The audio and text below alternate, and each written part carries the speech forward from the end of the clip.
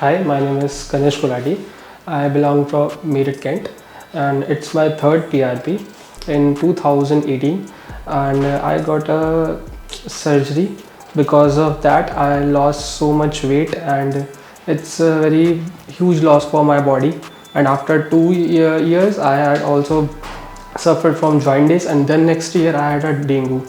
So my baldness is just not because of genetically, it's just because मुझे बहुत ज़्यादा hair loss इसलिए होने लगा कि मैं धीरे धीरे बहुत ज़्यादा मेडिसिन से एंड बीमारियों से घिरता चला गया. सो डे बाय डे मेरे को बॉल्डनेस फील तब होने लगी जब मेरा हेयर लॉस बिल्कुल नहीं रुक रहा था. एंड मैंने बहुत रेमेडीज़ यूज़ की. में काफ़ी अच्छे डॉक्टर हैं, मैंने उनसे ट्रीटमेंट लिया 1 साल तक. सब कुछ करने के बाद मेरे को ये चीज़ अब जाके पता लगी कि जो मेरे को मेजर हेयर लॉस हो रहा था एक मेडिसिन की वजह से हो रहा था. So the minoxidil was the solution जो मैं बहुत ज़्यादा यूज़ कर रहा था, और मेरे को नहीं पता था कि अल्कोहलिक मिनॉक्सिडिल सोल्यूशन मेरे हेयर के लिए ठीक नहीं है.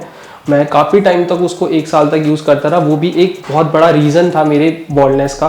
काफ़ी बाल गिरते रहे. मैंने बहुत रेमेडीज़ यूज़ की. ऑनियन ऑयल लगाना, या ऐसा घर में ही हल्दी का दूध पीना, या दही के अंदर हल्दी मिलाना. मैंने बहुत सारी चीज़ें करी.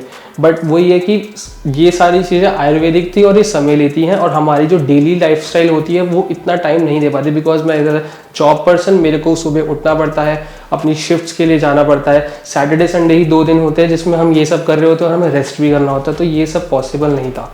एट दी एंड मेरे पास यही एक ऑप्शन था कि मैं कुछ ऐसा करूं जो डॉक्टर से रिकमेंडेड हो. तो मैंने फर्स्ट वीडियो हेयर ट्रांसप्लांट की ऐसे शॉर्ट्स में देखी थी यूट्यूब में. वहाँ से मैंने इस चीज़ को सर्च किया कि ये कैसा, मतलब एथिकल है, बॉडी के लिए ठीक है कि नहीं, और ये क्या प्रोसीजर है. तो ये सब देखने के बाद मैंने सबसे ज़्यादा व्यूज़ QHT के देखे, और मैंने 2 वीडियो सबसे ज़्यादा हाईलाइट्स देखी, जिसमें आपने बहुत बड़े CID इंस्पेक्टर को आप जानते हैं, दया, या फिर राजपाल यादव, बहुत अच्छे एक्टर्स हैं. इन दोनों की वीडियोस को देखने के बाद मैंने धीरे धीरे स्क्रॉल डाउन करता हुआ इनके पेज पे आया. मैंने सारी वीडियोस एक एक करके फॉलो करी कि कैसे इनका प्रोसीजर स्टार्ट होता है, कैसे ख़त्म होता है.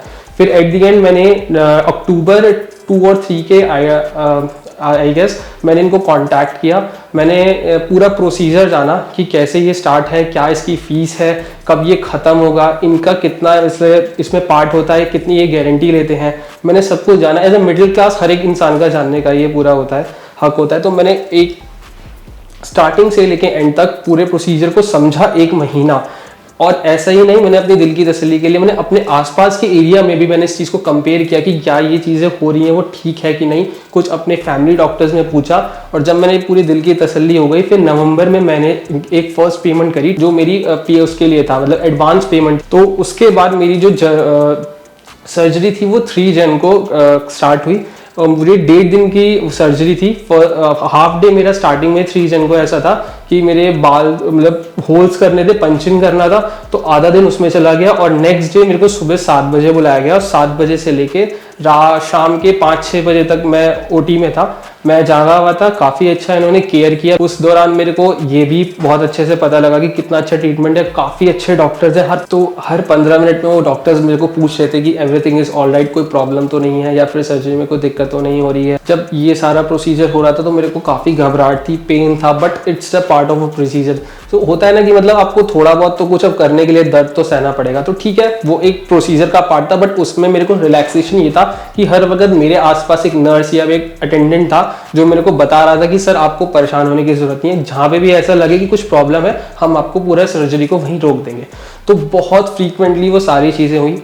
एक चीज़ मुझे बहुत अच्छी लगी, स्टार्टिंग के 3 मंथ्स बहुत अच्छा फॉलोअप लिया गया, जो मैं अभी भी अप्रिशिएट रियलिटी करता हूँ. कि फरवरी में जब मेरी फर्स्ट PRP हुई, फरवरी से लेके अप्रैल तक मेरे को रोज रेगुलर कॉल्स आते थे कि सर आपकी PRP हो गई है, आपका कैसा चल रहा है. रेगुलर फॉलोअप से मेरा मतलब ये भी है कि हर 2 हफ्ते में मेरे को अपने सर की फोटो खींच के भेजनी पड़ती थी कि हाँ अभी मेरा इतना है, अभी इतना है. फर्स्ट जब मेरा PRP हो गई थी फरवरी में, तो उसमें भी पूरा एक मेडिकल प्रोसीजर होता है जिसमें वो मेडिसिन प्रोवाइड करते हैं, बताते हैं कब आपको किस टाइम तक मेडिसिन लेनी है, कब आपको लगाना है, कुछ चेंजेस तो नहीं आ रहे, कोई डैंड्रफ तो नहीं है. यहाँ पे मैंने स्टार्टिंग में एक चीज़ पॉइंट आउट की थी कि मिनॉक्सिडिल एक सोल्यूशन है जो मेरे को अल्कोहलिक स्टार्टिंग में भी बहुत ज़्यादा प्रॉब्लम कर रहा था. मैंने फरवरी स्टार्टिंग में फर्स्ट PRP में मैंने इस चीज़ को फिर से उठाया और बोला कि सर मैंने इस बार सर्जरी के लिए पेमेंट किया और मेरे को फिर वही इश्यूज आ रहे हैं, तो अच्छे से मेरी बात को सुना। मेरी एक वीडियो सेशन हुआ एक डॉक्टर के साथ, उन्होंने मेरी पूरी मेडिकल हिस्ट्री जानने के बाद प्लस ये जानने के बाद कि मेरे को क्या प्रिस्क्राइब किया गया है, उन्होंने पर्टिकुलरली इस चीज को पकड़ा और बोला कि आपको मिनॉक्सिडिल सॉल्यूशन अल्कोहलिक फ्री लगाना चाहिए। और वो दिन से लेके अब तक एक भी बार मेरे को डैंड्रफ नहीं है, कोई इचीनेस नहीं है, और वो मिनॉक्सिडिल सॉल्यूशन जो मैं अल्कोहलिक पिला रहा हूँ वो बहुत बेस्ट है। तो इन केस अगर आपको भी ऐसा लगता है कि आपको बहुत डैंड्रफ हो रही है तो आप डॉक्टर को भी ये चीज़ पूछ सकते हैं कि क्या मेरी बॉडी और मेरे हेड के लिए अल्कोहलिक सही है कि नहीं। और उसके बाद फिर मेरे को यही प्रोसीजर रहता था कि हर 45 डेज में मेरे को पीआरपी के लिए आना पड़ता था, जो कि बहुत कन्वीनियंट है। कुछ नहीं है, आपको एक कॉल करना है, ये आपकी फर्स्ट कॉल में आपको उठा लेंगे, इन केस बिजी है कॉल बैक कर देंगे। उसके बाद आपको बस अपना नाम बताना है, आपकी सर्जरी कब हुई है, और आपको ये पूछेंगे कि आपकी पीआरपी कब हुई है, कौन सी पीआरपी है। आपको ये डिटेल्स देनी है, आपकी वो फर्स्ट पीआरपी बुक कर देंगे, और जिस दिन आपकी पीआरपी आपको चले जाना है और अपनी पीआरपी के लिए आ जाना है। पीआरपी कुछ बहुत बड़ा प्रोसीजर नहीं है, इसमें बेसिकली क्या है कि आप ही के बॉडी से एक यूनिट ब्लड लिया जाता है और उसमें से ना ब्लड काउंट्स को हटा के पीआरपी सॉल्यूशन उसे तैयार किया जाता है आपके सर में इंजेक्ट करने के लिए। ये मेरी थर्ड पीआरपी है और अभी मेरी 2 पीआरपी रह रही हैं, और अभी टचवुड मेरा प्रोसीजर अब तक ठीक चल रहा है। लेकिन कुछ चीज़ों का आपको बहुत अच्छे से ध्यान करना होगा, जैसे मैं अल्कोहल और सिगरेट नहीं लेता, बट इस चीज़ का बिल्कुल ध्यान रखना कि आप बिल्कुल मत लेना, रिकमेंडेड नहीं हो। अगर आपने इतना पैसा खर्च किया बट तो आपको नहीं लेना चाहिए, ये सब बेस्ट है। और डाइट पे थोड़ा ध्यान दीजिए, क्योंकि अब आप इतना पैसा लगाएंगे तो डाइट पे तो ध्यान देना पड़ेगा। इससे बेस्ट है फिर जिम विम ज्वाइन कीजिए, बट कुछ भी कीजिए डाइट कंट्रोल रखिए, क्योंकि आप भी जानते हैं कि आप एक वर्किंग पर्सन है और वर्किंग पर्सन के लिए इतना पैसा खर्च करके सब करने के बाद भी कुछ फायदा नहीं होगा। तो अभी तक का मेरा एक्सपीरियंस बहुत अच्छा रहा। So there was a question raised by someone that कि जब मेरा हेयर फॉल स्टार्ट हो रहा था तो मैंने क्या चेंजेस फेस किए। सो बहुत कॉमन चीज़ हम फेस करते हैं, हम ना अच्छे से कपड़े ड्रेसअप नहीं कर पाते। क्यों? क्योंकि हम कैप पहनना शुरू कर देते हैं। हमारे में ना सबसे ज़्यादा ये एक कमी आ जाती है कि हमें ना कैप पहनने की बहुत आदत हो जाती है, क्योंकि लगता है कैप ब्लैक कलर की है तो वो हर ड्रेस कोड के साथ चलेगी। इसमें क्या होता है, हम फॉर्मल्स नहीं पहन सकते, हम कोई भी बहुत एक अच्छा मतलब ट्रेडिशनल है वो नहीं पहन सकते, हम हमेशा कैप पहन के रखते हैं। लेकिन ये सबसे मेजर सेटबैक है कि आपको कैप कभी नहीं पहननी चाहिए।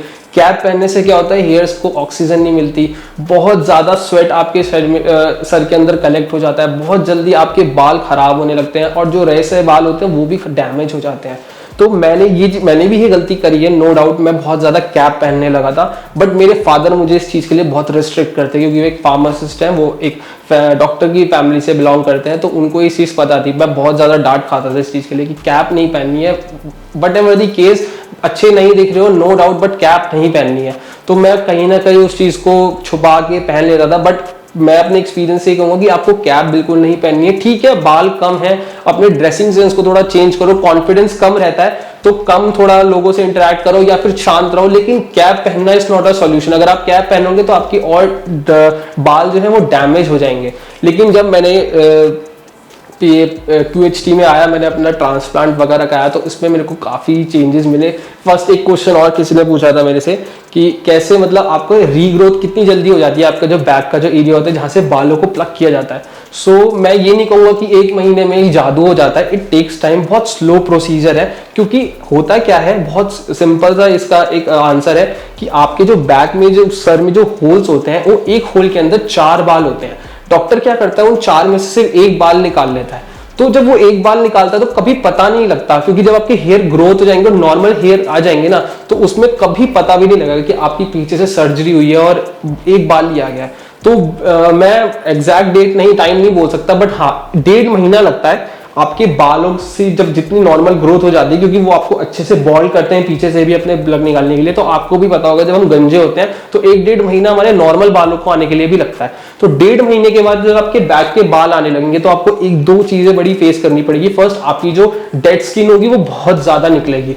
आप अगर रब करोगे या हल्का सा भी हाथ लगाओगे तो आपको लगेगा कि यार कुछ हो रहा है, तो वो डेड स्किन है जो डॉक्टर्स ने वहां से हेयर निकाले हैं वो बहुत ज्यादा गिरती है। तो जब वो गिरेगी, आपके बाल वापस आ रहे होंगे, तो एक रीग्रोथ हो रहा होगा आपकी हेयर्स का, प्लस आपकी स्किन का, नई स्किन का जो वहां पे आती है। तो उसके लिए बिल्कुल भी परेशान होने की जरूरत नहीं है। 1.5 महीने का प्रोसीजर है। जब आप अपनी फर्स्ट पीआरपी करा लोगे फरवरी में, मान लीजिए आपने किसी भी, वैसे मैंने जनवरी में कराया था, मेरी फर्स्ट पीआरपी फरवरी में हुई थी, तो फरवरी एंड तक यानी 25 या 28 फेब तक आपको लगेगा कि हाँ मेरे पीछे बाल आ रहे हैं, और आपको पता लगेगा कि हाँ पहले से काफी बाल आ चुके हैं और एक नॉर्मल सा लगेगा भी नहीं कि आपको कि आपने पीछे से बाल निकाले हैं कुछ है।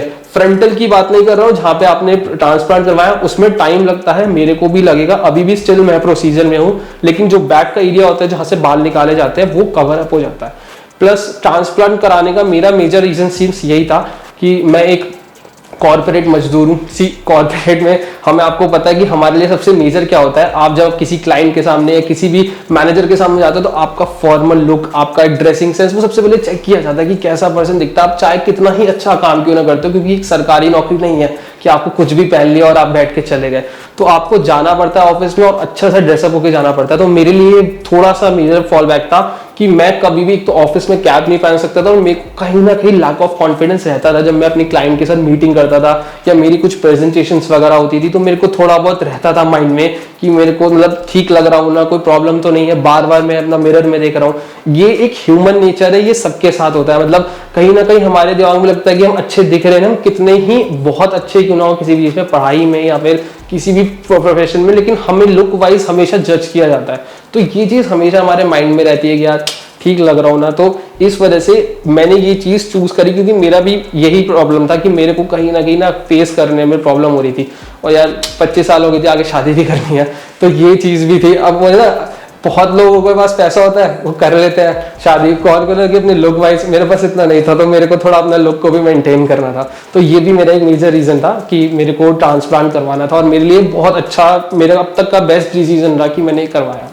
जब मैंने इस चीज़ के लिए रिसर्च किया, मतलब मुझे को लगा कि हाँ मेरे को सर्जरी करानी चाहिए, तो ये एक बहुत मेजर डिसीजन था। मैंने अपने फादर से और मदर से इस चीज़ को डिस्कस किया, तो वो बहुत ज़्यादा पैनिक थे कि ये कोई ठीक चीज़ है कि नहीं, मतलब ट्रांसप्लांट सेफ है कि नहीं।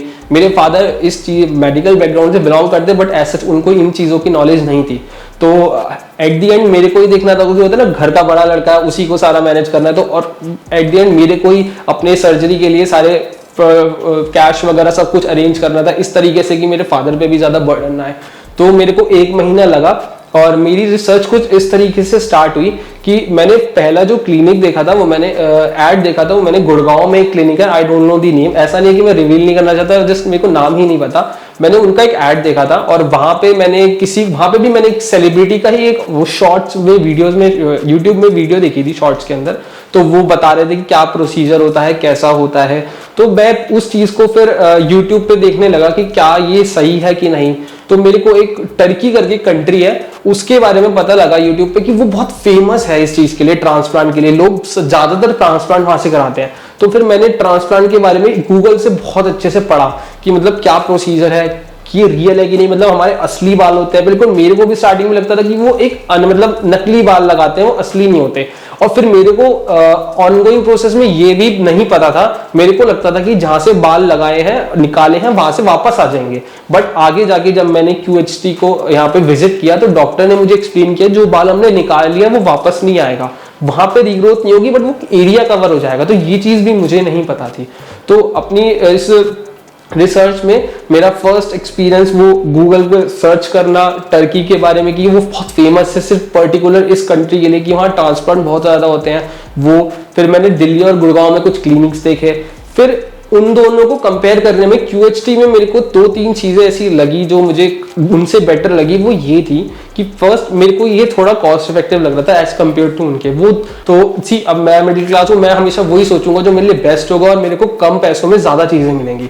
तो QHT में मेरे को 5 PRPs थी, फॉलोअप्स थे। मैंने उनसे बात करी, मैंने उनका पूरा प्रोसीजर जाना कि वो कैसे करते हैं, फिर मैंने उनको QHT से कंपेयर करा। तो मेरे को 1-2 चीज़ें जो बेस्ट लगी, फर्स्ट PRP, सेकंड हर रोज फॉलोअप। व्हाट्सएप पे आपको आपकी वीडियोस डालनी है, फोटोज डालनी है और हर 1-2 हफ्ते में आपको कॉल करेंगे, एक रिमाइंडर के लिए मैसेज जाएगा कि आपका PRP आ गया। तो ये उनका पूरा सपोर्ट सिस्टम उनका पूरा तैयार था। उनका एक BPO जिसे कहते हैं कि हर वक्त कॉल करना, हर चीज के लिए अपडेट करना, ये चीज उनकी पूरी रेडी थी पहले से। तो ये मेरे को बहुत अच्छा लगा। फिर मैंने बताया था स्टार्टिंग में आपको कि मैंने कुछ सेलिब्रिटीज की वीडियो देखी जैसे राजपाल यादव और दया, तो मुझे पता लगा कि वो भी यहाँ पर ऑलरेडी आ चुके हैं। बहुत मेजर चीज बताना चाहूंगा, आप QHT यूज करें या what clinic you use, after surgery there is a bandage जो आपके फोरहेड पे लगाई जाती है। ऑलवेज रिमेंबर कि उस बैंडेज को नहीं हटाना चाहिए until and unless you get a call from a doctor or from a support। जब तक आपको कॉल करके बोला ना जाए कि उसको बैंडेज को रिमूव करना है, उसको नहीं रिमूव करना चाहिए। द रीज़न इज, जब वो बैंडेज लगाई जाती है, it's because there was a swelling on your forehead, क्योंकि अब आपके इम्प्लांट्स हुए हैं। तो जब इम्प्लांट्स होते हैं, आपको भी पता है कि आपको कोई चीज़ चुभती है तो वहाँ पे हल्का सा स्वेलिंग आती है। और आपको बहुत सारे, वो डिपेंड करता है कि आपको 3000 ग्राफ्ट्स लगे हैं या 3500 ग्राफ्ट्स लगे, तो उसमें एक स्वेलिंग आती है सर में हल्का सा, वो नॉर्मल चीज़ है, it's not a big reason, मतलब बहुत बड़ी चीज़ नहीं है वो।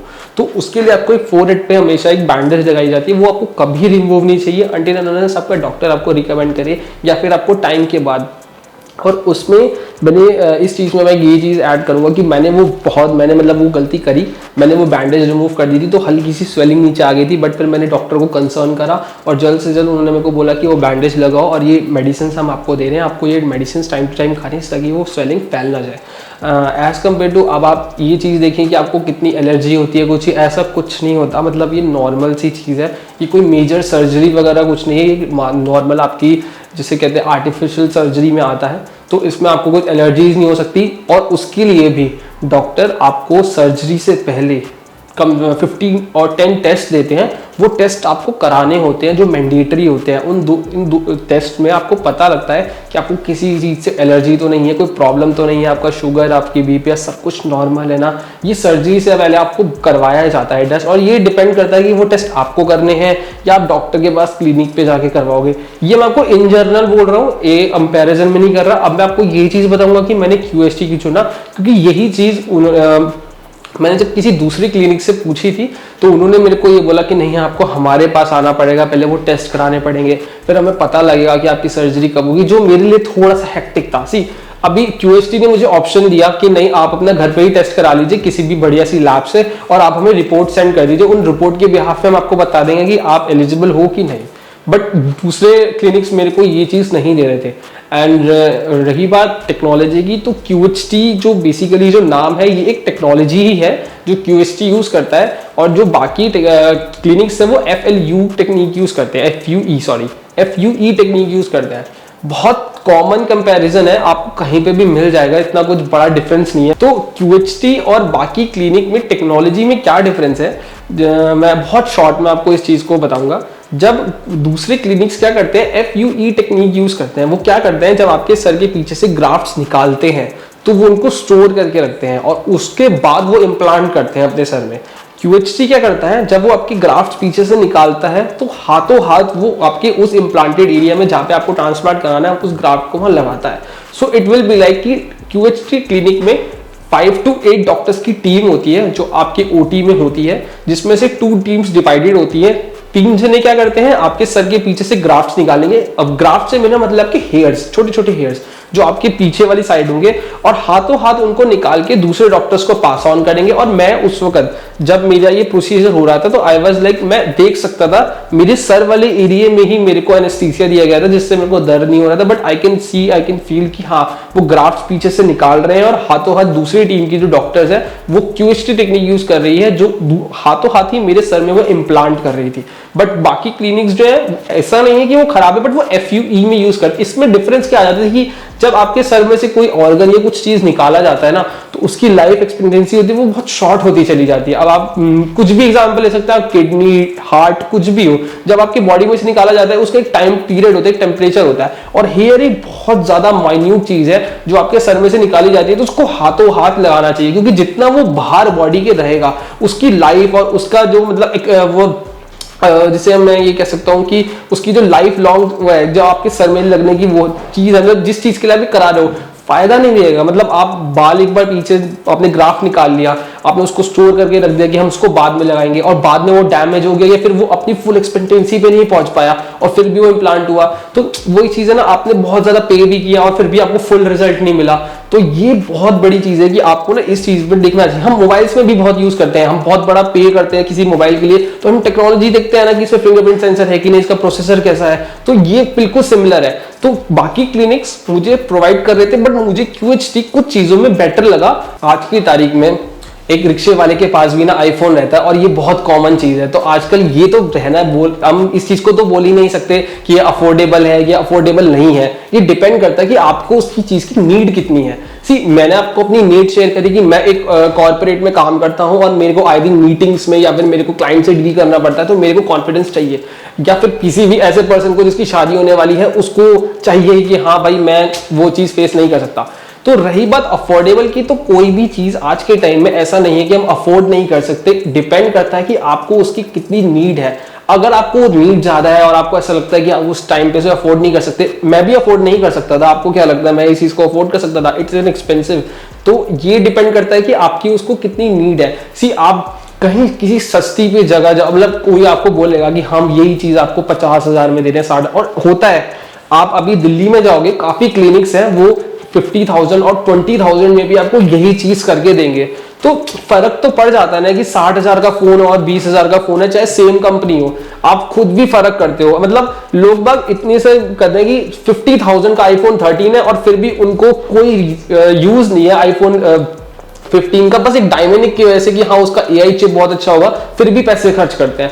तो जब आप एक फोन जैसी चीज पे या किसी भी ऐसी चीज पे जो आगे आपकी यूज नहीं आने वाली उस पर इतना मेजर खर्च कर सकते हो, तो क्यों नहीं अपने बालों पे, जो कि आपको लाइफ लॉन्ग आपका साथ देने वाले हैं और आपको अच्छा दिखाने वाले हैं। ऐसा तो है नहीं कि वो आगे जाके टूट जाएंगे, क्योंकि ये आपके नॉर्मल और नेचुरल हेयर है। मतलब एक बार आपकी रीग्रोथ हो गई, अच्छे से नॉर्मल हो गया प्रोसीजर, 1 साल बीत गया, तो आप कभी भी फिर से गंजे हो सकते हो। जो भी आपको लुक क्रिएट करना है वो आप कर सकते हो। तो अफोर्डेबल में मैं फिर से यही बोलूंगा, ये डिपेंड करता है आपकी नीड पे। QHT आपको अफोर्डेबल इसलिए क्योंकि वो आपको प्रॉमिस करता है कि जो वो रिजल्ट दे रहा है ना वो आपको दिखेगा। आप खुद देख सकते हैं अभी मेरे बाल, मैं आपको पुरानी इस वीडियो के दौरान आपको पुरानी फोटोज में दिखाई जाएंगी जिसमें मेरे बाल यहाँ पे बहुत ज्यादा कम थे, प्लस मेरे बैक में बहुत ज्यादा कम थे, सिर्फ इस वजह से क्योंकि मैं बहुत ज्यादा बीमार हो चुका था एक टाइम पे और मेरे को इतनी मेडिसिन लेनी पड़ती थी कि मेरे साइड इफेक्ट्स मेरे बालों पे पड़ा। लेकिन अभी आप देख सकते हैं मेरी डेंसिटी कम है क्योंकि स्टिल मैं अभी प्रोसीजर में हूँ। मेरे को अब ये बोला गया कि अराउंड अक्टूबर और नवंबर, जब इस ईयर के अक्टूबर नवंबर में मेरे बालों की डेंसिटी बहुत अच्छी हो जाएगी और मेरे को लगता भी है हो जाएगी, क्योंकि अब तक जो मैंने ग्रोथ देखी है वो मेरे को बहुत अच्छा लगा। और प्रॉमिस करता मतलब ऐसा लाइक कि मेरे को रिजल्ट्स दिखे हैं। मैंने डैंड्रफ बिल्कुल भी नहीं है, मैंने अब तक देखा कि मेरे को पहले बहुत डैंड्रफ रहती थी और मेरे को अभी बिल्कुल भी डैंड्रफ नहीं है। तो अफोर्डेबल के टाइम पे हाँ ये बहुत अफोर्डेबल चीज है क्योंकि आपको रिजल्ट प्रोवाइड कर रही है। अब आपको कोई चीज रिजल्ट दे रही है ना, तो आपको ये नहीं देखना चाहिए वो 10 रुपए महंगी है 10 रुपए सस्ती है।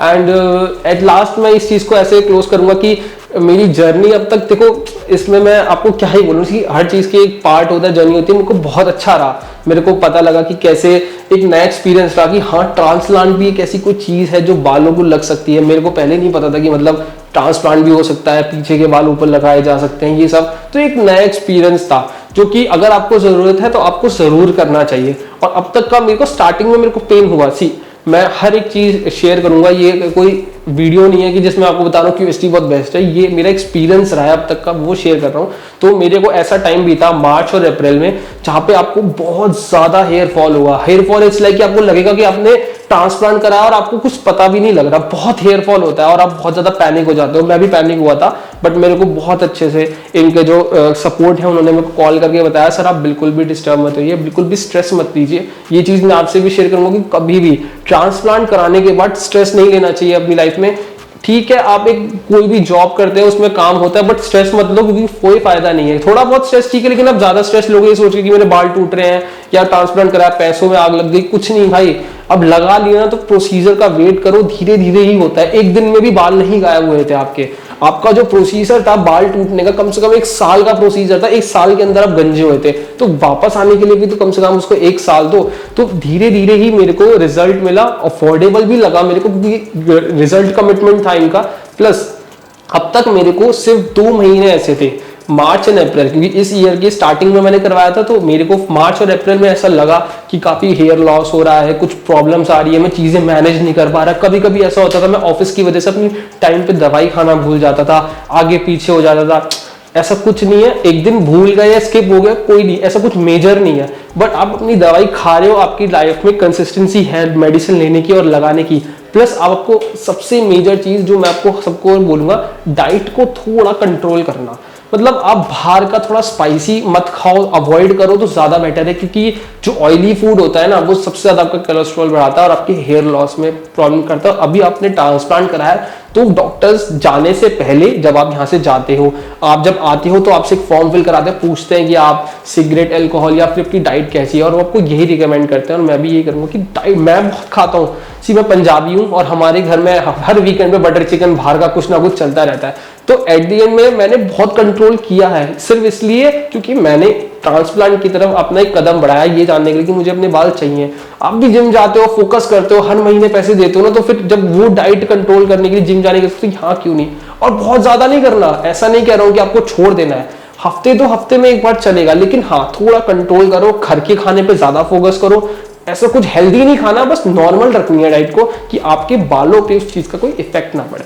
तो अब तक मेरा तो यही रहा कि मैंने काफी बाहर का कम खाना शुरू कर दिया, जबकि मैं बाहर रहता हूँ। मैंने बहुत कम खाना शुरू कर दिया, घर में ही मैंने मेड लगा रखी है मैंने फ्लैट पे, और वो ही मेरे को घर का खाना बना के देती है। नहीं तो मेरा आए दिन ब्लिंकिट, जोमैटो यही चलता था, बट मैंने उस चीज़ को काफ़ी रोका और मेरे को उससे काफ़ी प्रॉमिसिंग रिजल्ट्स मिले हैं। होप आपको मेरी वीडियो काफ़ी हेल्पफुल लगी होगी और आपको इस जर्नी को स्टार्ट करने के लिए आपको मदद करेगी। मैं बहुत ही जल्दी आपको एक नेक्स्ट वीडियो के साथ मिलूंगा, जिसमें आपको मैं बताऊंगा कि मेरे अब तक का ग्रोथ क्या रहा, मेरे अब से लेकर नेक्स्ट पीआरपी तक। अब मेरी नेक्स्ट पीआरपी अराउंड जुलाई के एंड में होगी, तो जुलाई एंड में आपको मिलते हैं और मैं आपको बताता हूँ कि मेरा क्या चला।